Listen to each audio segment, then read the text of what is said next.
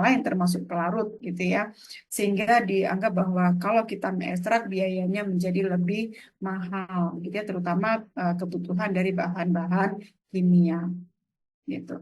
Kemudian selain itu bahwa dengan mensintesis itu dengan mereaksikan senyawa A, senyawa B gitu ya, kemudian dengan formulasi-formulasi yang lain, maka dapat menciptakan senyawa organik yang baru yang dapat juga digunakan. Contohnya sabun, deterjen, plastik, kemudian dari obat-obatan dan lain-lain gitu ya.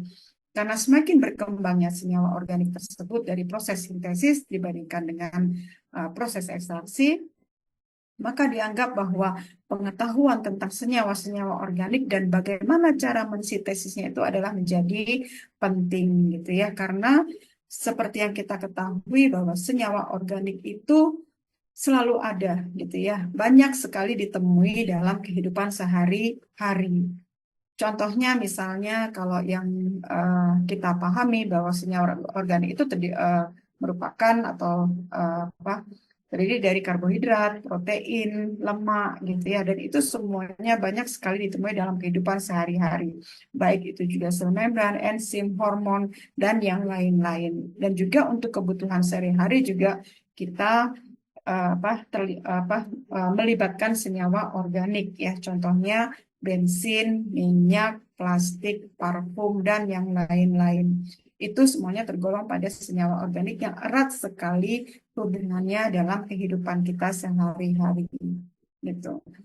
Kemudian masing-masing dari molekul senyawa organik tersebut ya memiliki ikatan kimia ya atau memiliki karakteristik yang berbeda-beda tergantung pada gugus fungsi yang menempel pada atom karbon. Walaupun ya misalnya suatu senyawa memiliki jumlah atau jenis atom yang sama, tapi kalau gugus fungsi yang menempel itu berbeda, maka dia menunjukkan sifat yang berbeda. Contohnya metil butirat dengan propil asetat. Walaupun dia memiliki jumlah dan jenis atom yang sama, tapi memiliki aroma yang berbeda. Contohnya metil butirat yang memiliki bau seperti apel karena dia ada gugus metilnya. Ya, kemudian kalau propil asetat lebih cenderung ke aroma buah pir gitu ya. Nah, perbedaan tersebut biasanya disebabkan oleh ikatan kimia antar atomnya dalam struktur masing-masing molekul yang menjadi penentu sifat fisik dan kimia dari masing-masing senyawa organik. Seperti tadi, gugus metil dia berpengaruh pada aroma yang menyebabkan aromanya adalah seperti buah apel gitu ya. Jadi masing-masing atom saling berikatan yang membentuk suatu senyawa organik gitu. Kemudian senyawa organik itu banyak sekali jenisnya gitu ya. Kemudian eh, strukturnya juga berbeda-beda. Sehingga pada tahun 1916 Lewis mengemukakan teori tentang ikatan dan molekul berdasarkan dengan aturan oktet ya supaya kita lebih mudah menggambarkan struktur dari molekul senyawa tersebut ya. Jadi molekul tersebut dianggap stabil jika elektron terluarnya sebanyak 8 elektron. Mungkin kalian masih ingat ya teori oktet untuk suatu unsur gitu ya, di mana bahwa kalau struktur stabil itu adalah berjumlah 8 elektron di struktur atau di kulit terluar gitu ya. Kalau dia kurang dari itu, maka dia cenderung berikatan atau bergabung dengan unsur yang lain membentuk suatu senyawa gitu ya. Dan kalau kita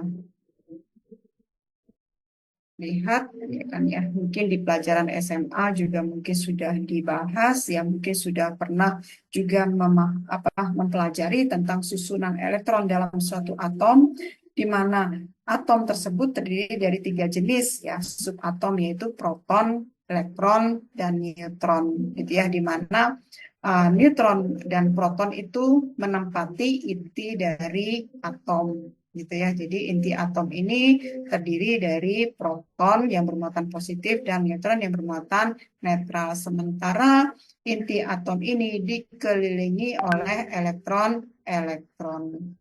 Jadi kalau kita lihat ya unsur-unsur yang ada dalam tabel periodik biasanya akan mengandung dari nomor atom dan nomor massa seperti yang terlihat pada notasi ini di mana X kemudian ada angka A dan ada huruf Z atau angka Z di sini di bagian bawah di mana X ini nantinya melambangkan suatu unsur sementara Z melambangkan nomor atom dan A melambangkan nomor massa gitu ya.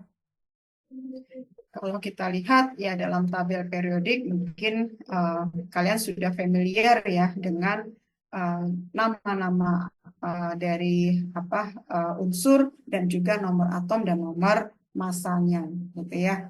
Kalau kalian lihat mungkin dari sebelah kiri adalah tergolong pada senyawa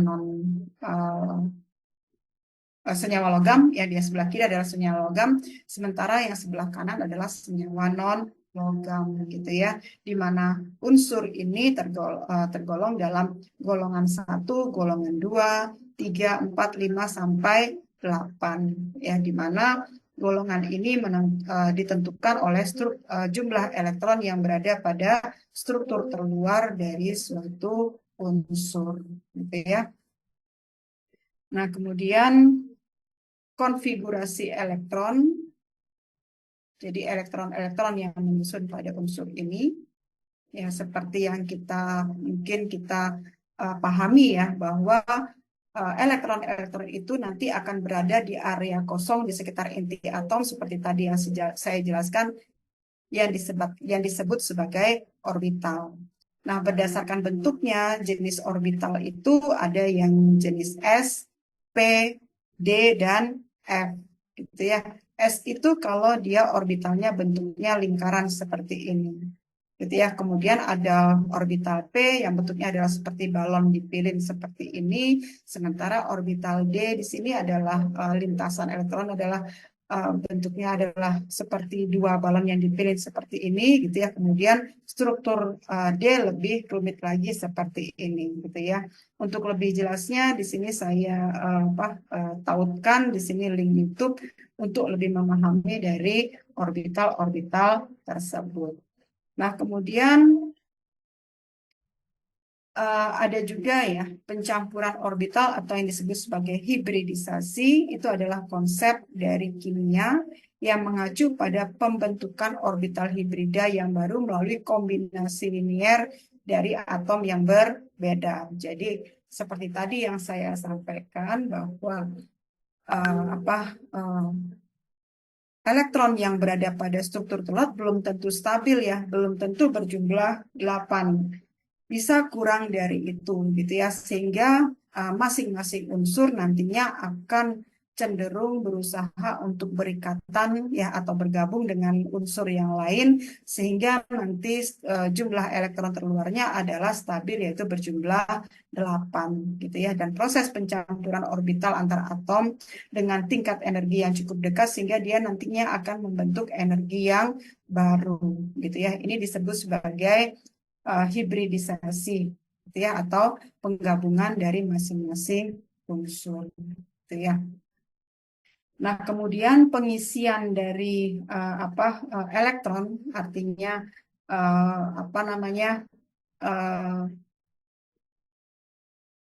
urutan pengisian gitu ya. Jadi urutan pengisian dari suatu elektron itu adalah berdasarkan dari subtingkatan dari energi. Kalau kita pahami gitu ya, mungkin di SMA pernah diajarkan tentang asas Aufbau. Ya, masih ingat enggak asas tersebut?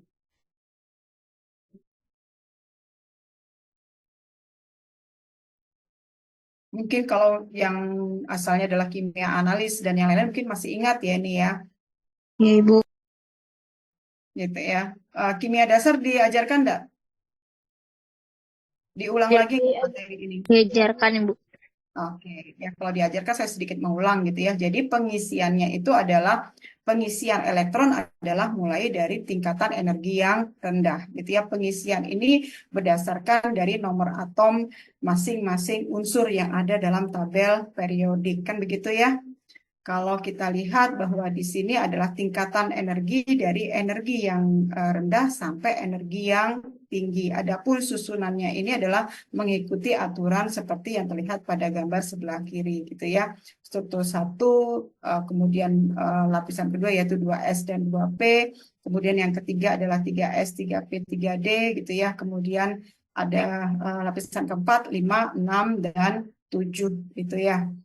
Kita mulai dari yang tingkatan energi yang terendah yaitu 1S dengan menarik garis diagonal gitu ya dari arah kanan ke kiri ya. Kemudian kita tarik garis diagonal lagi menuju 2S, kemudian setelah 2S tidak ada lagi di sini, maka kita tarik garisnya adalah di 2P gitu kan ya. Kemudian tarik ke bawah karena di sini sudah tidak ada lagi, maka kita tarik garis ke sebelah kanan. Demikian seterusnya gitu kan ya. Sehingga nanti kita bisa urutkan di sini adalah 1S, kemudian 2S, 2P, 3S, 3P, 4S, kemudian 3D, 4P, 5S dan sebagainya gitu ya. Sampai akhirnya kita menemukan susunan pengisian dari elektron.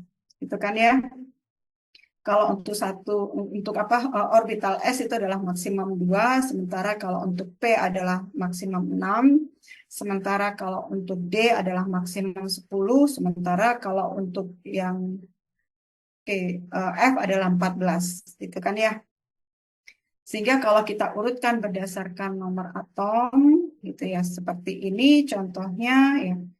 Kalau dia nomor atomnya adalah C, misalnya 6 dengan nomor atom 6, maka yang kita isikan terlebih dahulu adalah energi yang terendah, yaitu 1S, kan gitu ya. Kita isikan dulu dengan jumlah elektron maksimumnya, yaitu 2. Kemudian kita lanjutkan di sini setelah 1S adalah 2S dengan maksimum 2, kemudian dilanjutkan dengan 2P dengan maksimum 6, kan gitu ya. Seperti dicontoh di sini, maka yang diisi terlebih dahulu adalah 1S, ya orbital S, dengan maksimum 2, kemudian kita lanjutkan dengan 2S maksimum 2, dan 2P maksimum 6. Sementara di sini sisanya adalah 2, sehingga yang menempati orbital ini adalah jumlahnya adalah 2. Kemudian kita lihat di sini ya, untuk elektron terluarnya adalah di 2S dan di 2P, gitu kan ya, jumlahnya adalah 4. Sehingga elektron valensi untuk atom C adalah jumlahnya 4. Ya, demikian seterusnya. Dengan semakin besar nomor atom, maka kita isi satu persatu ya ke masing-masing orbital, yaitu 1S, 2S, 2P, dan yang lain-lain.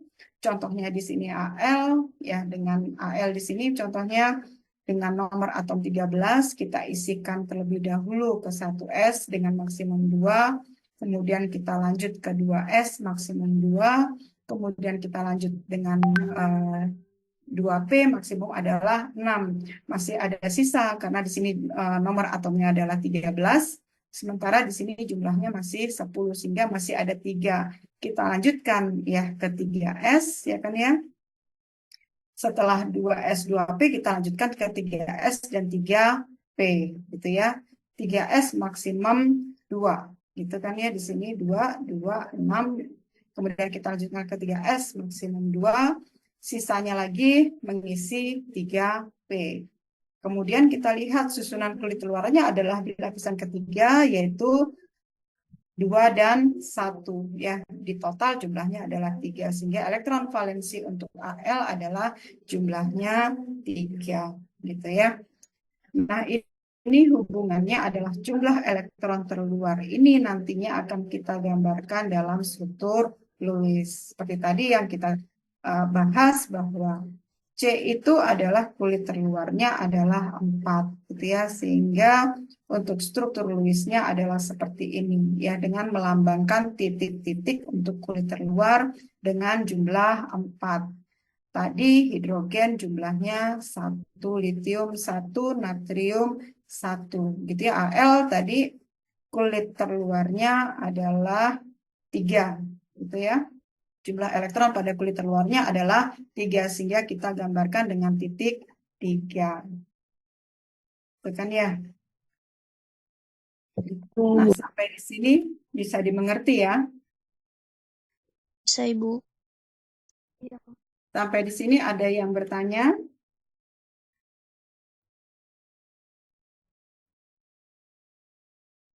Ada pertanyaan?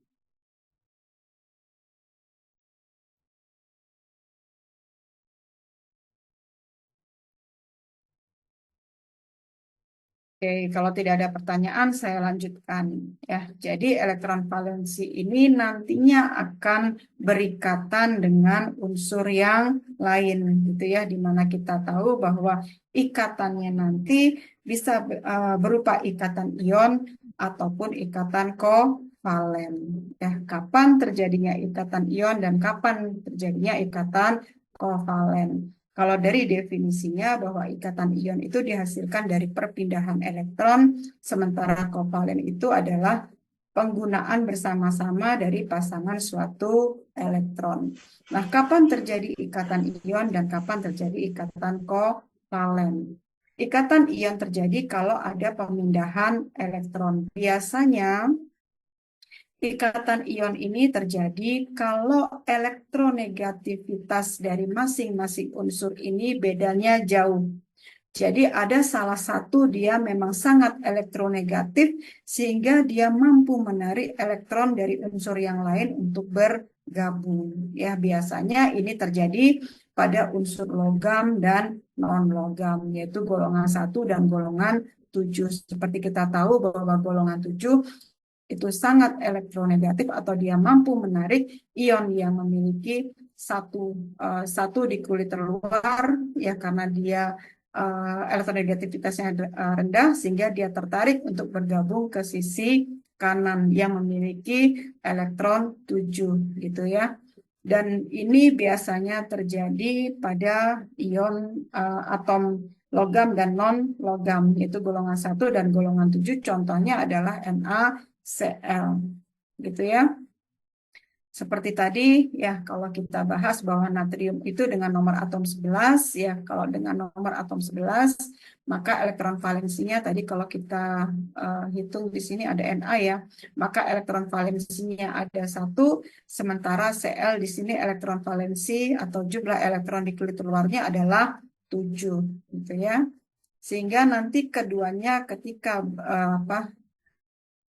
bertemu maka dia akan membentuk ikatan ion gitu ya di mana Na sangat elektronegatif artinya dia mampu menarik elektron yang ada pada atom A untuk bergabung membentuk ikatan ion gitu ya. Nah, ini yang disebut sebagai ikatan ion sehingga kalau kita hitung bahwa Cl ini akhirnya memiliki 8 elektron di kulit terluarnya demikian juga Na dia memiliki 2 sehingga kedua-duanya berada pada kondisi yang stabil gitu ya.